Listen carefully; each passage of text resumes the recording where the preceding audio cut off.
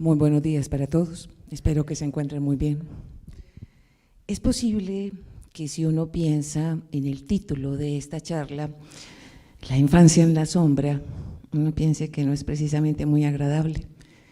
La sombra siempre se piensa como algo indefinido, como algo carente de importancia, como algo que de una u otra manera ignoramos, que se desliza, como que no tiene ninguna consistencia ni ninguna forma. Sin embargo, quiero que piensen de esta manera. Muchos pueblos que todavía incluso hoy siguen en la práctica, cuando van a las necrópolis, cuando están en los cementerios, tratan de que sea a las 12 del día, cuando no se haga sombra. Porque se piensa que si usted está en una necrópolis, en un cementerio, y alguien le pisa la sombra, atrapa su espíritu allí. Entonces, para no quedar atrapado entre el mundo de los vivos y de los muertos, no debe hacerse sombra, porque si alguien la pisa, quedará atrapado. Eso, dice uno, bueno, es una manera de creencias y no es necesariamente hacer muy importante la sombra. Sin embargo, si les gusta el arte y si lo han estudiado al menos un poquitito, recordarán cuando empiezan a aparecer estos magníficos artistas plásticos, especialmente los pintores, que empezaron a trabajar con el claroscuro. El claroscuro daba profundidad, daba fuerza, daba realismo, acercaba las cosas al observador y lo impactaban muchísimo más. ¿Qué sería del claroscuro sin las sombras? Las sombras hacen ver más grande la luz. Sin sombras, la luz sería tan evidente que ni siquiera la notaríamos. La sombra es necesaria para que allí habite la luz. Y si pensamos y volvemos incluso a los términos de lo religioso, nos vamos a encontrar que la mayoría de los pueblos pensaron que en un principio el mundo estaba cubierto de sombras. Algunos hablarán de oscuridad, pero es que para que haya oscuridad y se pueda percibir es porque hay algo de luz. Y si era al principio las sombras y esa oscuridad, cuando se hace la vida es cuando aparece la luz. La luz no puede existir sin las sombras. Ahora, si hablamos de la infancia en la sombra, querría decir que no podemos hablar de la historia de la humanidad sin los niños, sin la infancia. ¿Por qué? Porque a pesar de que digamos que a lo largo de la historia han estado a la sombra, esa sombra es permanente. Esa sombra es la que nos permite ver otras cosas. Entonces, uno diría, ¿pero por qué a la sombra? Necesitamos casi que apenas aproximadamente unos 40 años para que el mundo hiciera una declaración donde dijera que los niños no eran sujetos, eran personas y personas con derechos, personas con capacidad de tomar decisiones, de hablar y que teníamos los demás la obligación de escucharlos hace 40 años. Heródoto, el padre de la historia, porque tenemos la tendencia a ser un poco pedantes y decir yo soy el padre de la historia, es del siglo V a.C. Estamos hablando de más de 2500 años en la historia y los niños empiezan a tener una especie de protagonismo reconocido hace apenas 40 años, desde 1989. Uno dice, no es nada.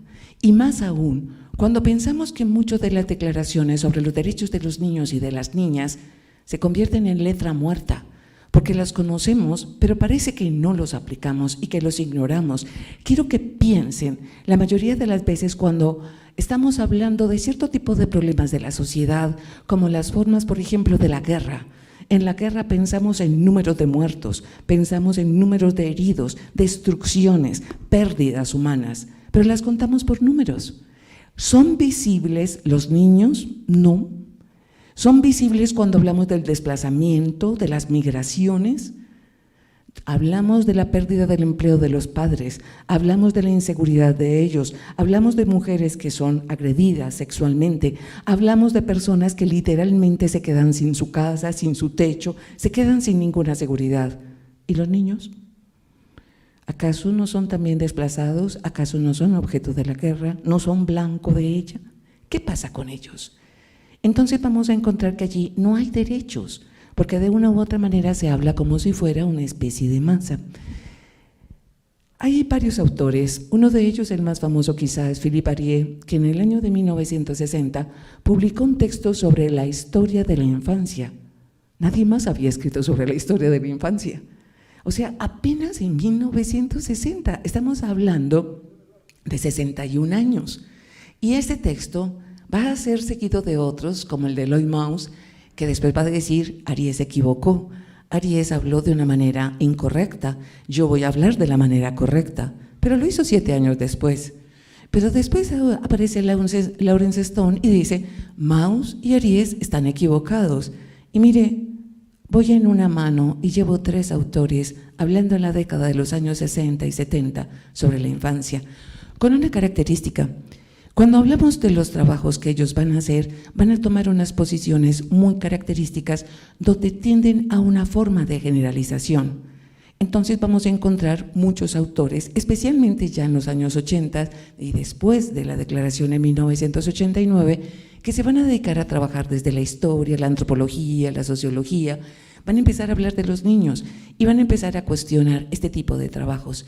Y van a empezar a aparecer una cantidad de voces donde dicen, esos trabajos no son válidos porque no son producto de los niños. Y mucha gente dice, sí, como esos trabajos son hechos por los adultos, por sus padres, por sus maestros, por sus dirigentes, pues no tienen realmente la fuerza que deberían tener. Bueno, mi formación es en historia. Si uno esperara que fuera cada uno de los testigos de la historia, cada uno de los actores de la historia, los que la escribieran, no tendríamos historia, tendríamos crónica. ¿Por qué?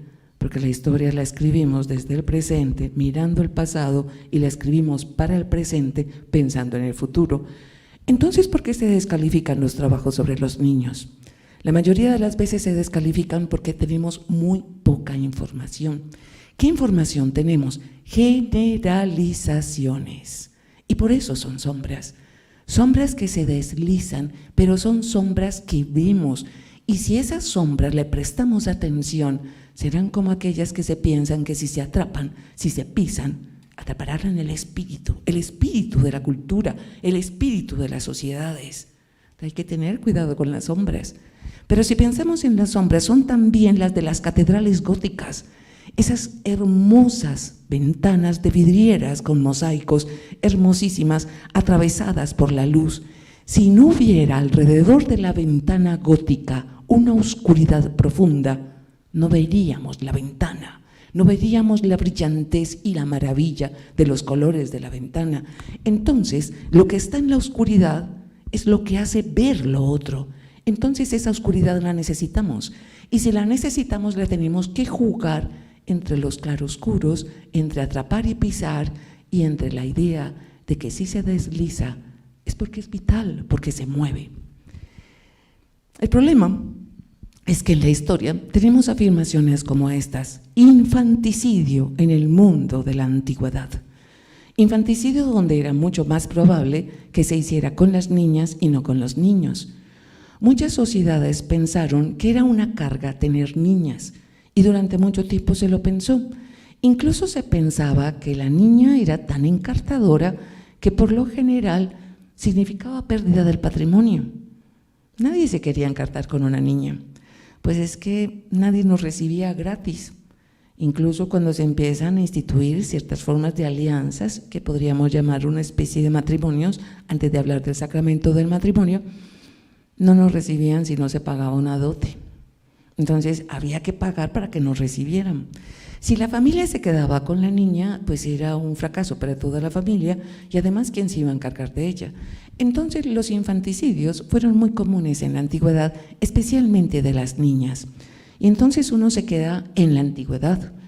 Miren, dicen que los fenicios, porque todavía no tenemos la certeza, que los fenicios consideraban que los niños hasta los 5 años no eran niños, no eran nada. Eran incluso menos que una gallina. O sea, si un niño moría, o si un niño se dejaba morir, Pues era como si usted hubiera dejado un pollo que se muriera. No era tan importante.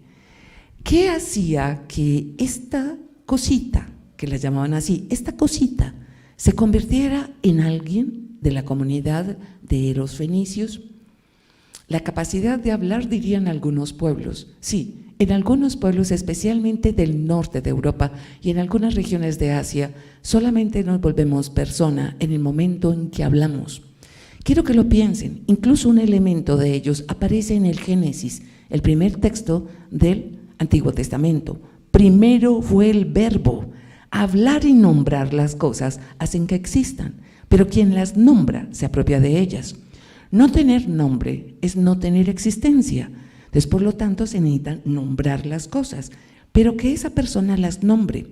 Quiero que piensen, alguno de ustedes, de los que nos está escuchando, tiene 3 hijos y uno de ellos cumple años mañana y está desde hace tiempo con la cantaleta de que quiere un perrito, quiere un perrito, quiere un perrito.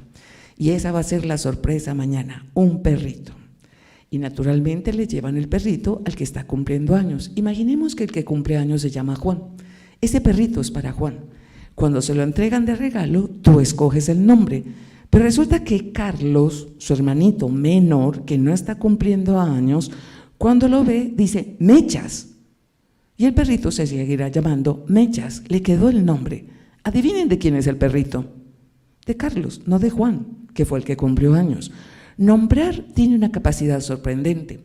Incluso en la literatura del siglo XIX nos vamos a encontrar a Mary Shelley haciendo un trabajo, haciendo un trabajo que hasta el día de hoy fue una especie de apuesta con sus amigos para escribir una novela un tanto miedosa, de esas así como de terror, y al mismo tiempo que reuniera ciertos elementos góticos, pues de un gótico ahí de edulcorado del siglo XIX, y escribió la famosa obra, y la escribió muy rápido, y es famosa hasta el día de hoy, El Doctor Frankenstein.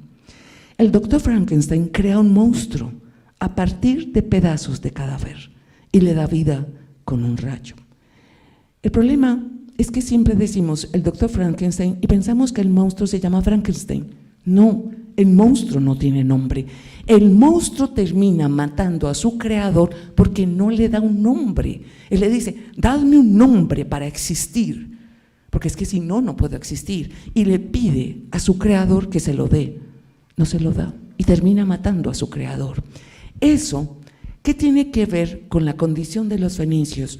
Los fenicios pensaban que si esa personita o esa cosa no era capaz de nombrarse ni de nombrar cosas, no existía. Se llegó incluso a afirmar categóricamente que si no era capaz de decir el nombre del dios Marduk, no podía existir. O sea, nombrar al dios era nombrar a su creador, y al nombrar a su creador, él tenía existencia. Por lo tanto, matar a esas cositas antes de que pudieran decir el nombre no se considera infanticidio. ¿Por qué? Porque no existe. Pero nos vamos a dar cuenta que en otros lugares y bajo otras prácticas, a pesar de que lo llamen de una manera distinta, hasta los 5 años no se le realizaban cierto tipo de actos de reconocimiento. En otras palabras, muchas culturas, inclusive muchas a las que nosotros pertenecemos del mundo, de la cultura occidental, no se les daba nombre. Y no se les daba nombre porque se consideraba que era un desperdicio. ¿Y por qué un desperdicio?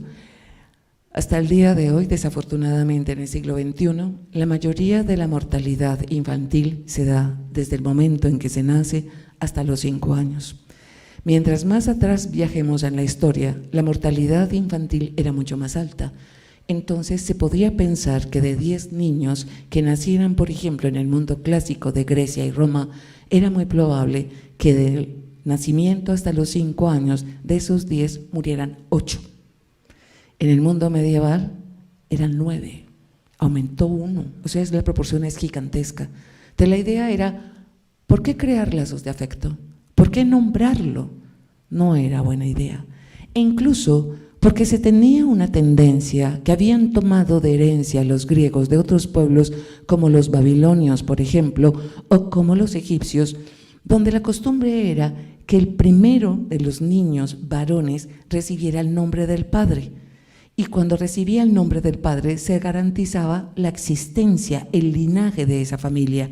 Pero si moría el primogénito, desaparecía el nombre, y al desaparecer el nombre se supone que desaparecía ese linaje.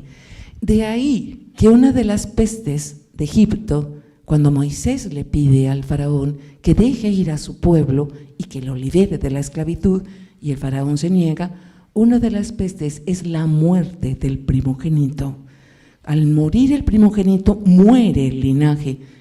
Entonces, miren que la importancia era que fuera varón y es el primer niño, pero otros pueblos pensaron esto: si moría el niño hasta los 5 años tan fácilmente, al morir el niño moriría el linaje, por lo tanto no lo nombremos. No se nombraba hasta que cumplía los 5 años, o 6 en ocasiones. No existe, es como el monstruo de Frankenstein, dadle un nombre para existir. Eso nos pasa hoy, desafortunadamente, porque los niños hacen parte de estadísticas. Bueno, todos hacemos parte de estadísticas, pero cuando andamos en términos de estadísticas, olvidamos los nombres, olvidamos nombrar, y al no nombrar, no existen, no son reales, y por eso siguen siendo sombras. Entonces, nos vamos a encontrar con la idea de que era muy frecuente el infanticidio. Incluso dicen que para pueblos como el nuestro, dicen que las comunidades chibchas acostumbraban cuando se construía la casa central, algunos le llaman la maloca, pero no es correcto, porque maloca es un término solamente para ciertos pueblos de nuestra región, no es general. Tambo es más apropiado. Cuando se construía la primera tambo o la primera construcción, que casi siempre era la que cobijaba el poder tanto religioso como civil, se acostumbraba en donde se ponía el primer poste que sostenía la estructura, se metía un niño. Hay discusiones, dicen que se metía al bebé vivo y después se le dejaba caer el poste encima, con eso se aseguraba la permanencia de la construcción y el símbolo de lo que significaba esta construcción. Otros dicen que el niño ya estaba muerto y que de una u otra manera, pues cuando se ponía el poste era una forma de enterramiento. No hay mucha claridad. Se ha encontrado eso en todo el territorio de América, desde Alaska, Canadá, hasta la región de Tierra del Fuego, donde se han encontrado, donde hubo construcciones, restos de niños y de niños muy pequeñitos. No se sabe si ya estaban muertos, no se sabe si murieron y bañaron con sangre el primer poste que sostenía la casa. Hay una relación en la idea de una sangre inocente que fluye y que mantiene y permanece en el tiempo, eso sí, pero no tenemos esa certeza, pero se acepta como que era una costumbre. Y la idea es que ese infanticidio se extiende por todos los territorios. En la antigüedad, hay 5 provincias de la China popular de hoy, donde el promedio de la población tiene un pequeño problemita de carácter demográfico. El 80% de la población son hombres y tan solo un 20% son mujeres. Cuando empezó la política de un solo niño por familia, donde se crearon las condiciones para que si las familias tenían 2, 3 o 4, simple y sencillamente, a partir del segundo no estaban cubiertos por el Estado ni en educación, ni en salud, ni en vivienda. Eso se convertía en una presión bastante grande y después se les empezó a cobrar una multa, pues entonces las familias chinas optaron con la revolución cultural de Mao Zedong por tener un solo niño. El problema es que en esa época no había posibilidades de carácter científico que determinaran qué iba a ser lo que tenía la mujer en su vientre, un niño o una niña. Entonces había que esperar que naciera, y cuando nacía, si nacía con el sexo equivocado, niña, se descartaba. ¿Por qué se descartaba? Porque era importante para la familia, ya que no iba a tener sino uno que fuera varón. Entonces, estamos hablando de una década de los años 70, 80 y 90, donde fueron sacrificadas bebés, niñas. Entonces estamos hablando de infanticidio, y estamos hablando de infanticidio en una China del mundo contemporáneo, acabándose el siglo XX, no estamos hablando de un mundo de la antigüedad. El infanticidio ha seguido existiendo en muchas poblaciones. A veces se lo considera la manera de desencartarse de algo antes de que sea, Y uno se pregunta, ¿cómo así que antes de que sea? Es como si no fuera. Entonces es necesario empezar a pensar no como sujeto, porque el sujeto es muy fácil volverlo objeto, depende de la distancia, del analista, del observador, el sujeto se convierte en objeto.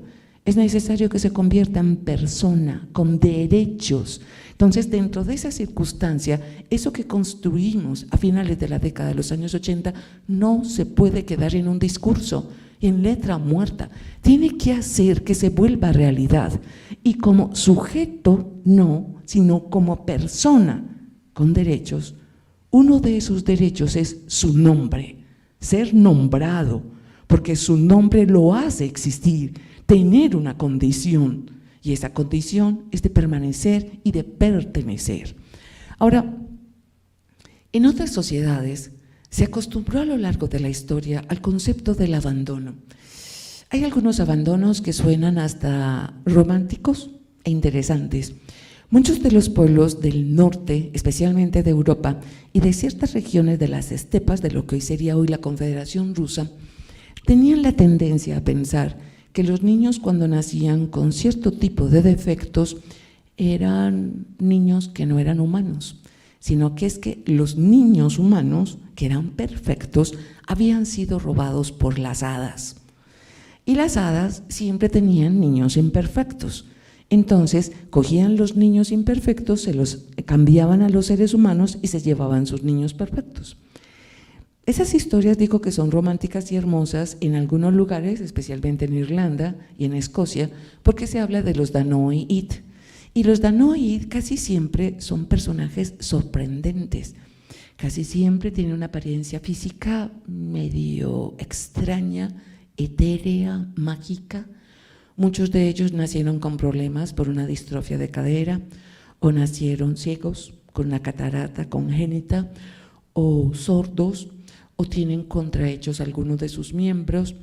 Tienen una cierta fragilidad particular y especial, pero al mismo tiempo los ven como seres marcados, como seres especiales, y los asustan, y por eso los abandonaban. La pregunta es, ¿los asustan por ese carácter medio mágico o por qué no aceptan los defectos? Y los defectos los consideran una carga. Si pensamos eso, estamos hablando de eugenesia, están haciendo selección de cuáles son los mejores y no, porque están pensando, esto se va a volver una carga. Miren, volver una carga es un objeto. Dentro de esas circunstancias se deshacen de ellos, aunque les recomiendo, las historias de los Danoid son hermosas, son preciosas. La mayoría de ellos suelen tener unos talentos sorprendentes, pero son los que sobrevivieron, porque acostumbraban a abandonarlos en los bosques, en los altos de una cumbre, los dejaban al lado de un lago, sobre y debajo de una cascada, cubiertos en un espacio donde la cascada los cubriera, pero no con agua, sino dentro de las rocas. La idea es que ellos son capaces de sobrevivir. Nunca se averiguaba si se podían sobrevivir o no, pero es que no los estaban matando, los estaban dejando para que las hadas, sus madres, los rescataran. Es una buena manera de uno deshacerse de responsabilidades, ¿no es así? Pues resulta que otros pueblos lo que hacían era, sobre todo cuando eran trashumantes, dejaban a los niños abandonados. Y la idea es que estaba dado por los dioses que sobrevivieran. Si no sobrevivían, no era culpa de los padres, no era culpa del pueblo que los había abandonado, eran los dioses los que los habían abandonado. Entonces estaban destinados a morir. Entonces ellos solamente los abandonaban para que se cumpliera la voluntad de los dioses. El problema es que se creó también una costumbre de estos pueblos trashumantes que cuando abandonaban a sus niños, no infanticidio, sino que los dejaban abandonados, la idea es que, imaginémonos, aunque aquí tenemos un desequilibrio en nuestro auditorio, pero pensemos que este es un pueblo y este es otro pueblo, que están haciendo circuitos detrás de la cacería. Ahora, ustedes acaban de abandonar un niño, no pueden tener más niños, se vuelve pesado el poder que el colectivo, este clan de cazadores y recolectores, se pueda mover con agilidad, no pueden seguir creciendo tanto, entonces hay que empezar a hacer una especie de purga, y la purga no es matarlos, sino abandonarlos, entonces los dejan en un lugar. Ahora, si se los van a comer los depredadores, se van a morir de sed, deshidratados, se van a morir de un golpe de calor o por hipotermia congelados, se van a morir literalmente de hambre, fue decisión de los dioses. Pues resulta que ustedes son otro pueblo, que están siguiendo el mismo, digamos, camino. ¿Por qué es el mismo camino?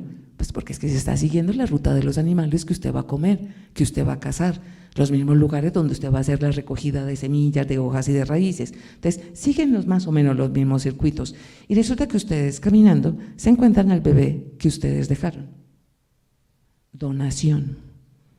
Es un acto de dación. Los dioses se los han dado y ustedes lo tienen que recoger. Ese encuentro es especial y no fortuito al azar. Fueron los dioses los que lo decidieron y por eso hay que recogerlo.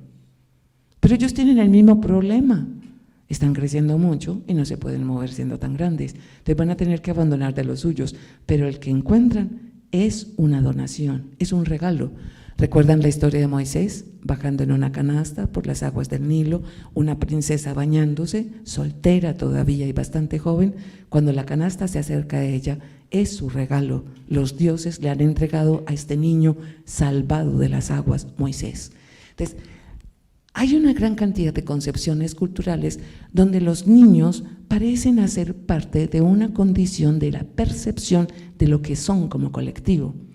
Entonces, sí podemos hacer una historia de los niños, no por las voces de ellos, sino por lo que ellos significaron como valor o pérdida de valor. Y cuando hablo de valor, no hablo de valor económico, estoy hablando de un valor social, de un valor de los imaginarios colectivos, lo que se cree y se piensa de ellos. La pregunta es, ¿cuánto han cambiado los imaginarios de nuestra sociedad a lo largo de la historia? Se supone que hemos cambiado, que nuestros imaginarios se han construido una y otra vez. Sin embargo, tenemos un problema. Los imaginarios de la cultura sí se transforman, sí se modifican, pero nunca abandonan sus raíces. En otras palabras, estamos en el siglo XXI. Yo se supone que soy la historiadora y podría decirles cosas de esas raras, extrañas, que muy poca gente sabe, para que ustedes, uy, qué maravilla todo lo que sabe.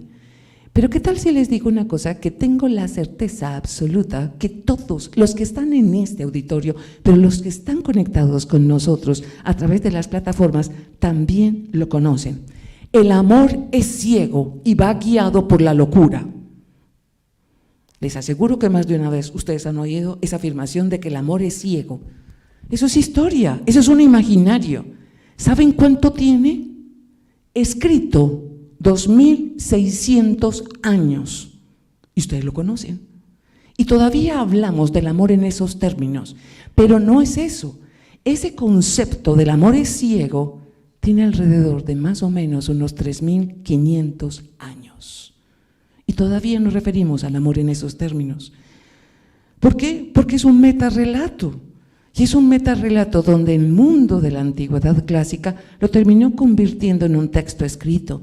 Pero es una historia donde tratan de explicar un sentimiento, tratan de explicar una realidad, una especie de condición de relaciones entre los seres humanos y nuestras afecciones del espíritu, nuestras afecciones del alma, aunque ellos decían que eran las afecciones del estómago. Hay un dios del amor, Eros, que de vez en cuando saca una flecha de su carcaj, la monta en un arco y chuza a alguien. Este Eros aparece como un niño de cachetes redondos, muy colorados como manzanas y con una cara un tanto pícara, porque sí que el amor ya es adulto. Este Eros es un niño juguetón, que saca flechas de su carcaj y chuza a alguien, y ese alguien que es chuzado por esta flecha caerá irremediablemente enamorado de lo primero que vea. Si es Narciso el que persiguió a una ninfa y después la ignoró, y va a ser castigado porque la ninfa se suicida, ¿qué hacemos? Cuando Narciso se está agachando sobre un lago para beber un poco de agua, Eros lo chuza y lo que primero él ve es su imagen sobre el agua. Narciso terminará ahogándose cuando en un frenesí de su amor trata de besarse y se cae en el lago. Algunos se enamorarán de cisnes, toros, vacas, cabras, higueras, se van a enamorar de una gran cantidad de cosas. Pues resulta que Eros está aburrido en el Olimpo. Este niño, un poco caprichoso y responsable de algo tan importante como el amor, miren, responsable del amor es un niño. Curioso, porque se supone que los niños no son importantes.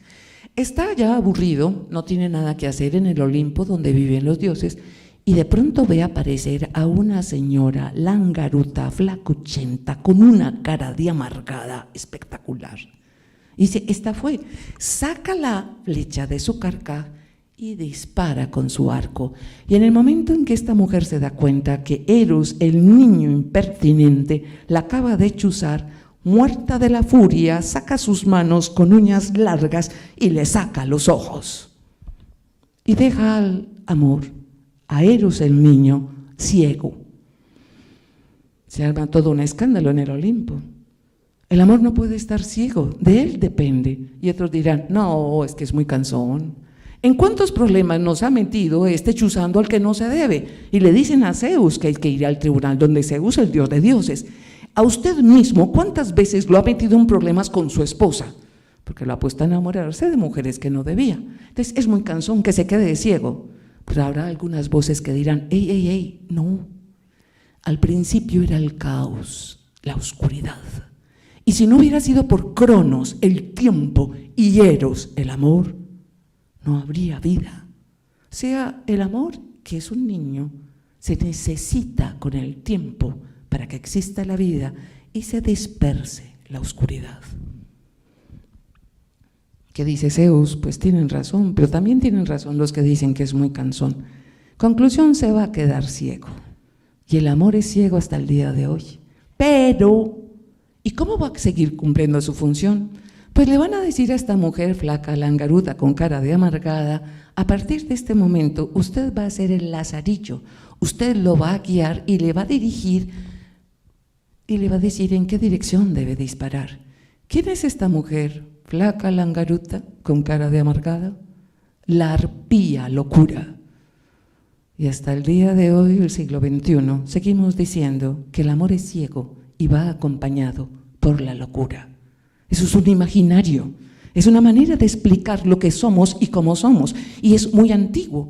Ahora, pretender que cada periodo de la historia tuvo una concepción distinta sobre la infancia es posible, pero nunca se deshizo de las construcciones anteriores, de los relatos anteriores, de las justificaciones anteriores en torno a la infancia. Y la infancia, si ustedes se fijan hasta el momento, es invisible. Se empieza a ser visible de alguna manera por el concepto de belleza que aparece para los griegos o para los romanos, donde empiezan a aparecer como una especie de mancebos, pero cuando uno piensa en mancebos estamos hablando de niños o de adolescentes, y ahí nos metemos en un problema. ¿Qué es un niño? ¿Qué es un adolescente? ¿Es cuestión de edad cronológico o es una cuestión mental y psicológica? Miren que eso es una pregunta de nosotros en el mundo contemporáneo. ¿Los niños son niños porque tienen una edad hasta tal edad? ¿O porque tienen un desarrollo psicológico tal? ¿O porque tienen una capacidad de aprehensión del mundo de tal manera? Eso es una pregunta ahora. En esa época no se van a hacer esa pregunta. Simple y sencillamente son aquellos que todavía no han alcanzado un desarrollo biológico. O sea, todavía sus hormonas no se han encargado de convertirse en un cóctel un tanto revoltoso, no está estirando las extremidades, no están apareciendo redondeces, no están apareciendo ángulos, de simple y sencillamente es en ese punto crucial. Entonces, antes las redondeces son de la infancia, pero ¿cuáles redondeces si usted aguanta hambre y está muriéndose literalmente de hambre? Entonces, tampoco hay una condición que usted pueda decir por físico que lo puede identificar. En el mundo medieval, los niños no existen. La mayoría de las veces, como dice Philippe Ariès, aparecen incluso como si fueran hombres pequeñitos, de baja estatura, pero con caras de adultos. Incluso algunos de ellos tienen pectorales desarrollados, bíceps desarrollados, e incluso narices con jiba, y se supone que son un bebé. Pero sí hace aparición de pronto cuando dentro de la tradición y la manera de enseñarle a una gran cantidad de pueblo analfabeto, la Edad Media se caracteriza por un nivel muy bajo de lectura, hasta en la élite, especialmente en ella, que era la que leía, y la mejor manera de enseñar las cosas es con imágenes. Entonces las imágenes van a ser como una manera de enseñarle a la gente parte de la tradición, parte de la historia, y dentro de la historia fundante del mundo de Occidente, las imágenes de un niño van a ser importantísimas. Ese que se encarnó en hombre, para venir por nosotros. Y cuando uno dice venir por nosotros, ¿cómo así? Se encarnó en hombre para nacer como hombre, vivir como hombre, sufrir como hombre, morir como hombre, para morir y resucitar al tercer día para lograr la redención de la humanidad, de nuestro pecado original. Pero es primero niño. Y ese niño en esa infancia es un niño especial y es un niño diferente. Pero al mismo tiempo por primera vez se le presta atención a este niño. Pero como este niño tiene madre y una madre amorosa, vamos a ver que en la Edad Media le va a prestar también atención a la infancia de María. Entonces ellos aparecen, pero son especiales, son únicos. Incluso cuando aparecen los pastorcillos son adultos, pero son solamente estos dos para una manera de explicar. Pero es una infancia única, especial y maravillosa. Tiene todo el concepto de lo religioso y de, digamos así, de una forma de autoridad dentro de los imaginarios culturales. Los demás niños no. Los demás niños son el fondo, son lo que está alrededor, son lo que brinca, lo que juega, lo que se mueve, lo que aparece, desaparece.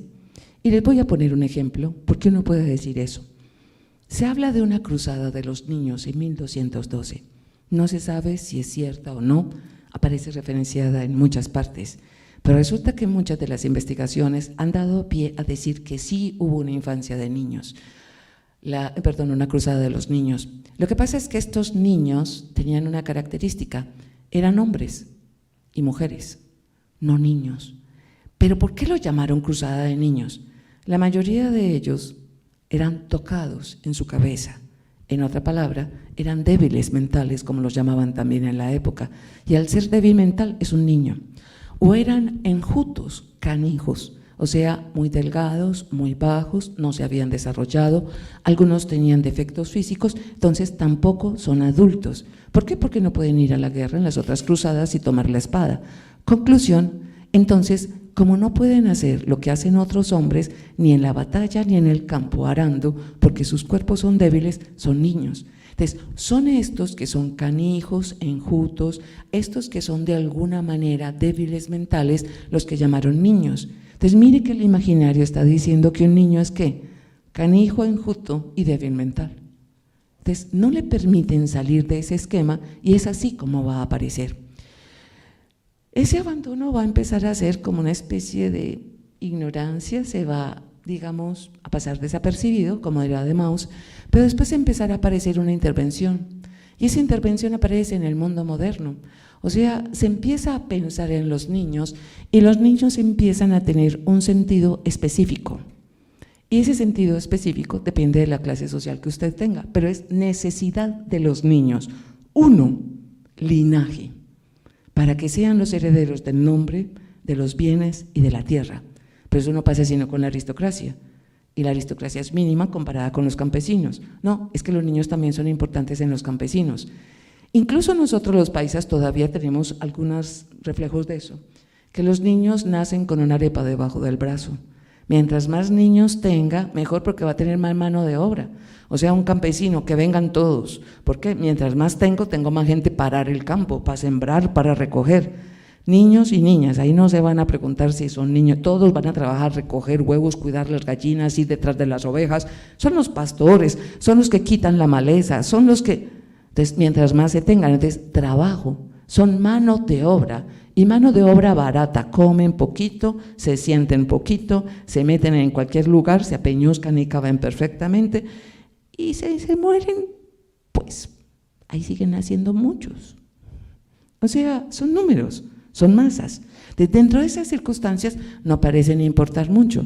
Ahora, no soy campesino, no soy aristócrata, soy un artesano. Necesito practicantes, necesito gente que termine convirtiéndose rápidamente en mi aprendiz, de aprendiz en oficial y de oficial en maestro, porque si no el arte que yo desempeño, sea como constructor, alfarero, lo que sea, desaparecerá. Y uno dice, ¿y cuántos tejedores quiere usted tener? Es que como muchos se van a morir.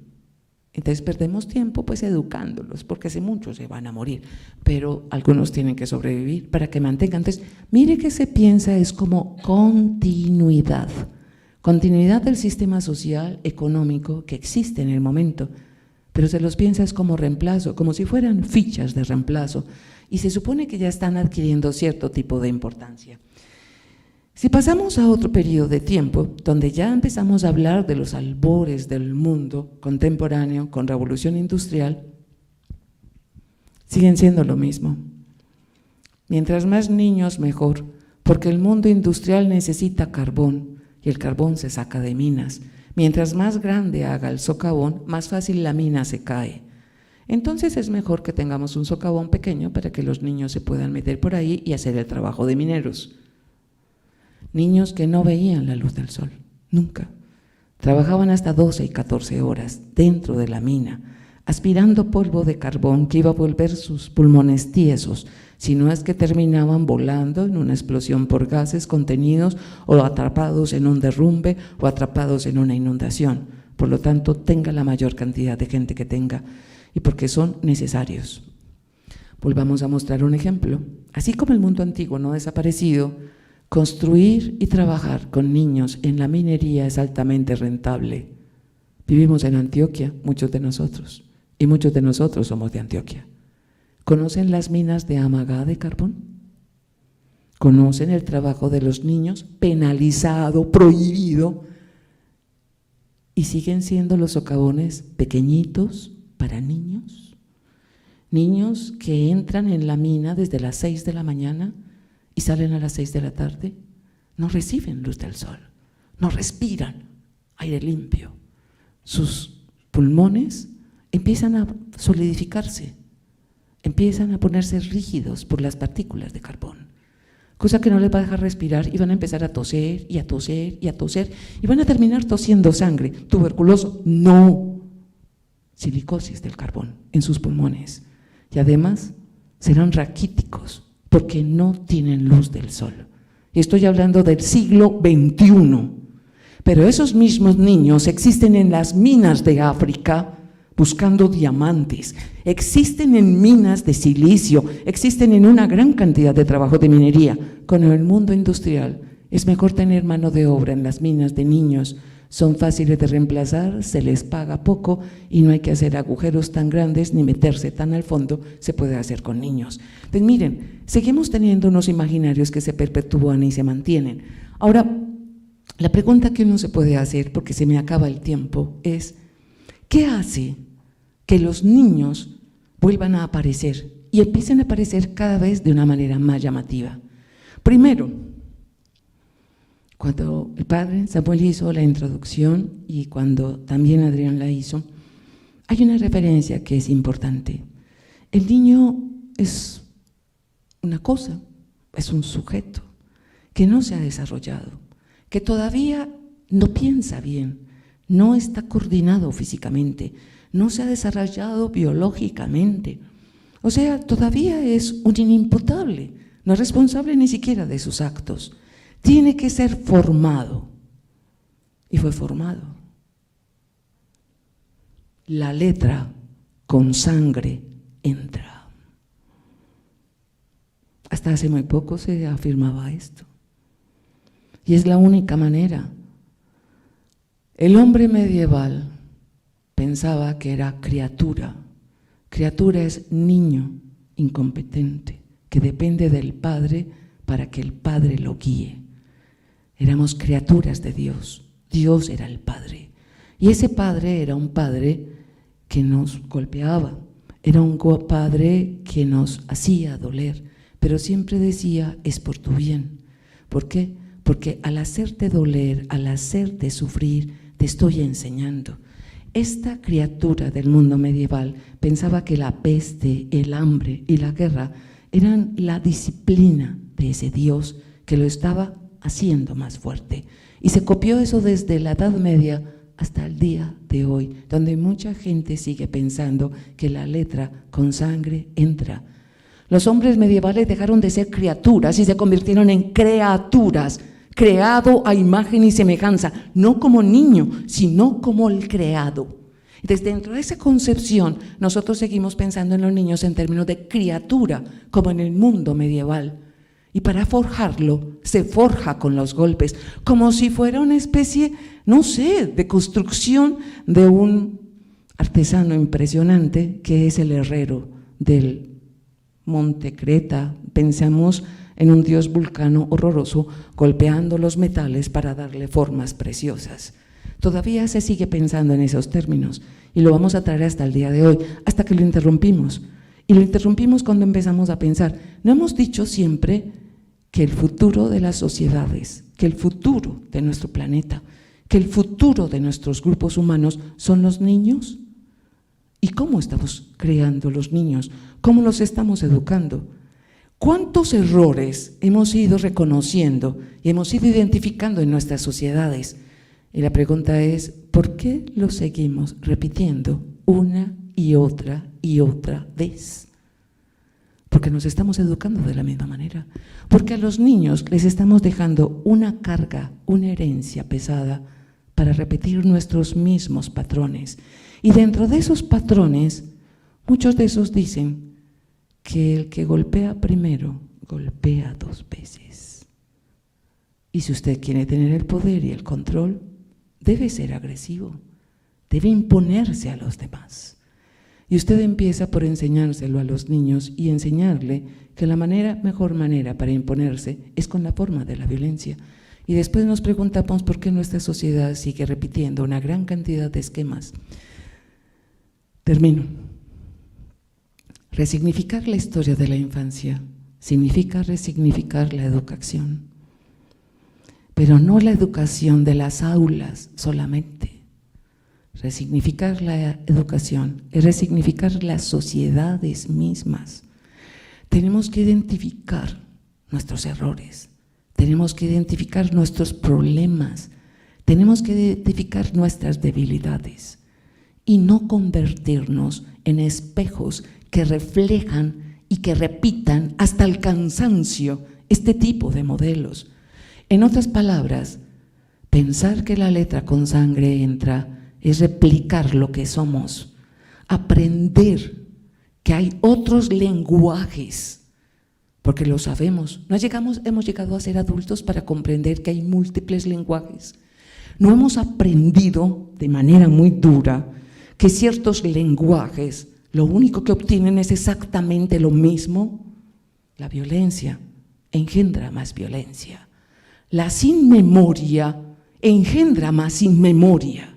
Tenemos que hacer ejercicios memoriosos y los ejercicios memoriosos, para terminar, son un juego de toda la sociedad. ¿Saben cómo lo hacían los hombres primitivos? Sentados alrededor del fuego, mientras los adultos contaban historias, los demás participaban, desde el más pequeñito hasta el más viejo. Y se contaban los relatos de quiénes eran, por qué eran ellos así, de dónde venían, para dónde iban, quién los había hecho, quiénes eran sus dioses, cuáles eran sus posibilidades, cuáles eran sus retos. Así se les enseñaba a los niños, pero se los enseñaba estando con todos. ¿Y saben qué? Mucha gente piensa que los cuentos son de los niños. La mejor manera de educar a las sociedades ha sido con los relatos. ¿Por qué creen que he hecho esto como un relato, sin diapositivas, con texto? Porque los relatos nos quedan, los relatos nos tocan. ¿Saben cómo les enseñaban a las niñas evitar los adultos que podían ser agresivos y que las podían violar en lugares alejados? Con un cuento como el de Caperucita Roja. ¿Cómo evitar que ser atrapados en algo? Hansel y Gretel. ¿Saben cómo se le enseñan a los niños? Con los cuentos. Los cuentos infantiles fueron la manera de enseñarles a los niños a moverse en sociedad, a moverse en mundos complicados de relaciones diferentes. Que Hans Christian Andersen, que los hermanos Grimm hayan después convertido los cuentos y les quitaron elementos, pero eran relatos que se contaban al lado de la chimenea, relatos que se contaban mientras se comía, para enseñarles. Eran metarrelatos, como el que les conté de Eros y la arpía locura. Cuando a uno le cuentan el relato del amor es ciego y va guiado por la locura, como se les conté yo, no se nos olvida. A los niños les contaban de esa misma manera. Hemos dejado de contar cuentos. Sí, lo leemos en el colegio, se los ponemos a leer a ellos. ¿Dónde está el espacio donde esté desde el abuelo, desde el más viejo hasta el más pequeñito, donde todos van construyendo el cuento entre todos? Estos relatos no son solamente enseñarles lo que somos y de dónde venimos. Estos relatos en grupo forman cohesión social, y esta cohesión social es el primer elemento fundante de la educación, de la construcción de una memoria y de la construcción de lo que queremos ser en este momento, en el presente. A futuro, casi siempre lo que construimos de presente tiene una proyección, pero lo que construimos de presente casi siempre viene de los relatos del pasado. Hemos variado, que hemos modelado para construirlos de otra manera. Ese es el primer espacio de la educación. Después aparece el espacio grande, ampliado social, después aparece el de la escuela. En ellos, en todos, hay una condición: hablar y contar. Los relatos y las historias y hablar es lo que hemos perdido. Lamento decirlo, pero ahora estamos mediados por una gran cantidad de condiciones digitales. La pregunta que nos tenemos que hacer constantemente es: si queremos resignificar a los niños, si queremos resignificar una sociedad en ocasiones indiferente, una sociedad que parece pensar que las sombras no cuentan para nada, una sociedad donde la violencia está inscrita como los malos tratos con los niños, la pregunta que yo les quiero hacer es: ¿dónde está la construcción de los cuentos? ¿Dónde están los espacios de conversar alrededor del fuego? ¿Dónde están los lugares y los espacios para encontrarnos? ¿Cambian nuestras maneras de comunicación? Tiene que cambiar nuestras maneras de interactuar, y eso sí cambia, tenemos que resignificarlo de otra manera. Y con eso termino. Resignificar y entender que la sombra es vital, que la sombra es fundamental. Sin la sombra no podremos ver la luz, y la luz hasta el día de hoy, a lo largo de la historia de la cultura de Occidente, la luz es vida, y las sombras, si las queremos alejar de la oscuridad profunda, la única manera para hacerlo es acercándolos a la luz, y solo se puede hacer manteniendo espacios de diálogo donde se da el proceso de aprendizaje y de enseñanza. Muchísimas gracias.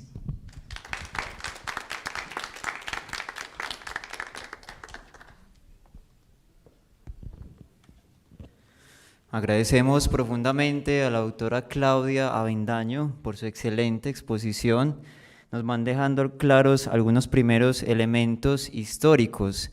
En primer lugar, para que comprendamos justamente ese mundo de las sombras, esa historia donde los niños muchas veces no aparecen, donde estaban completamente silenciados, sin el derecho a ese nombre, como justamente lo nombra la doctora Claudia. Ahora vamos a pasar a la sección de preguntas, así que animamos a las personas que están en YouTube Live, allí siguiéndonos en nuestras redes sociales, se animen a generar las preguntas de este primer espacio con la doctora Claudia Avendaño, para que podamos seguir profundizando un poco más, doctora, sobre este tema de la importancia de darle luz a estas oscuridades que tenemos y que hemos tenido históricamente con nuestros niños, niñas y adolescentes, y que este espacio justamente de congreso, estos espacios de diálogo, nos van generando luces también necesarias para que como sociedad podamos vincularnos y poder colocar nuevos precedentes y nuevos hitos importantes para la historia y resignificar la infancia.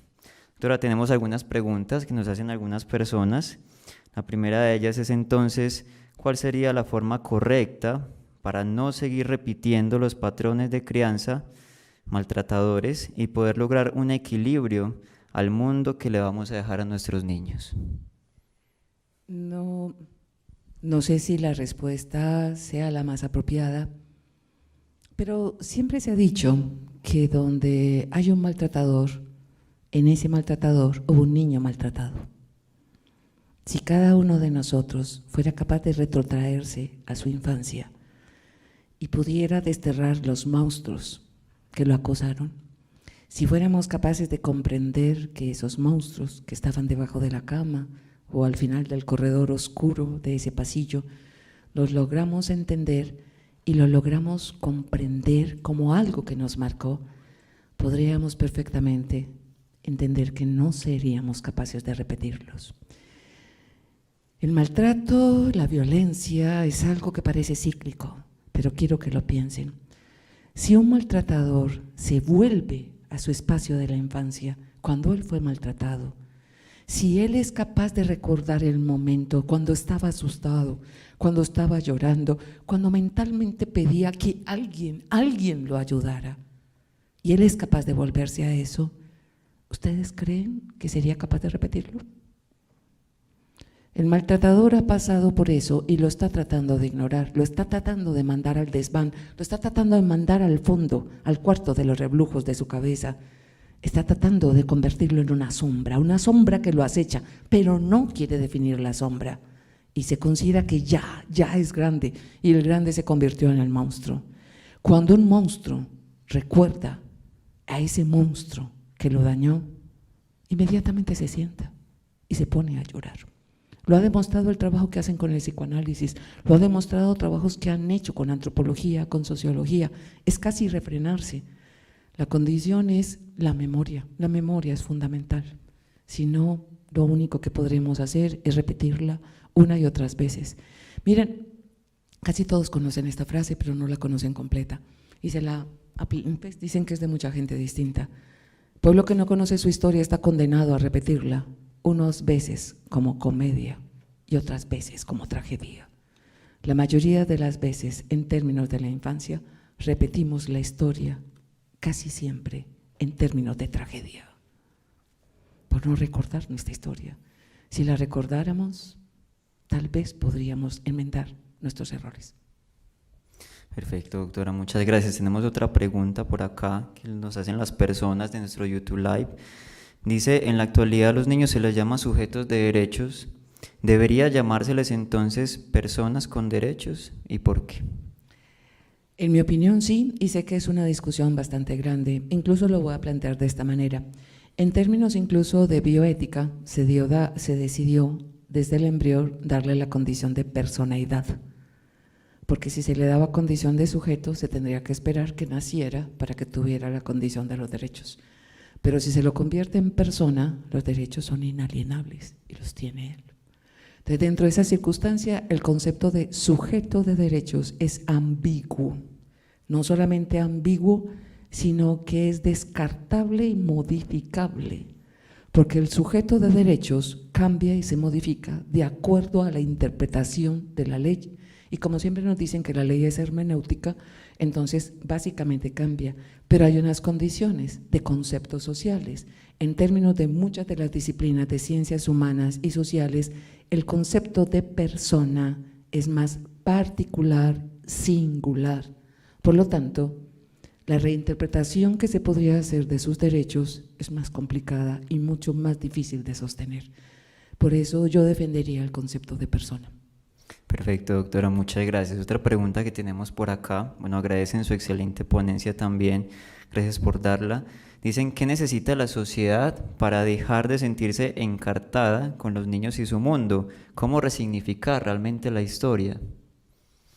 Esa es una de nuestras particularidades y desde la misma década de los años 60, cuando empezaron a aparecer los primeros trabajos sobre la infancia, no solamente en la historia, sino en la antropología, la arqueología, la sociología, incluso en la política, es muy curioso que es la misma época donde empiezan a aparecer los discursos sobre la superpoblación, donde empiezan a aparecer los discursos del control de la natalidad. En el informe Kissinger, por ejemplo, se empieza a hablar de la cantidad de niños, que la pobreza de América Latina se va a replicar porque hay demasiados niños. Si uno mira con detenimiento ese informe, termina dándose cuenta de que lo que se piensa es que si en América Latina siguen naciendo tantos niños, nos vamos a comer la despensa de los Estados Unidos, porque nos consideraban su despensa. Entonces, claro, pues bajo esa condición. La sensación incluso es bastante extraña cuando analizamos, y yo soy producto de esa época, por eso me parece un poco chocante decir esto, porque yo nací en una época donde nos convencieron de que este planeta no aguanta más gente, Y tenemos una sociedad bastante extraña, es porque en América Latina, especialmente en las ciudades, las generaciones se fueron cortando a la mitad. O sea, uno encuentra a alguien que cuenta, por ejemplo, yo conocí a la mamá de uno de mis compañeros que hace ya tiempo se jubiló, que decía, no, yo tuve 23 hijos y 2 novedades. Los 2 novedades eran abortos, pues algo así, un niño que nació muerto. Él, a su vez, decía, no, yo solo tuve 11. La hija de él, que es profesora aquí en la universidad, ella solamente tuvo 5. Su hija y su nieta, cada una a su vez, una tiene 3, y de esos 3 hay una niña de 14 años que viene aquí a cursos de formación continua y dice, no, profe, de tener hijos, uno por la pinta, pues para ver qué sale. Pero hay otros muchos que dicen, ¿a quién se le ocurre traer niños a este mundo si el planeta se va a acabar? ¿Qué planeta les vamos a dejar? Entonces hay una gran cantidad de discursos en esos términos donde la pregunta es, ¿tendrán comida? ¿Tendrán espacio? ¿La contaminación los dejará vivir? ¿Las enfermedades? ¿Es responsable o responsabilidad tener tantos hijos? Hay un juego que se hace siempre y como juego, los juegos pueden ser muy serios, no piensen que son irreverentes. La sífilis es una enfermedad de transmisión sexual.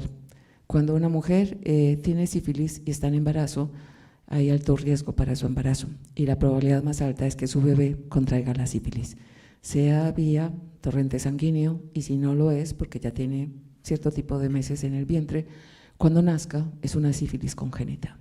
La sífilis, sea congénita o una sífilis que ya sea adquirida, va a significar una gran cantidad de problemas, mal desarrollo neurológico, mal desarrollo renal, pancreático, hepático, pulmonar.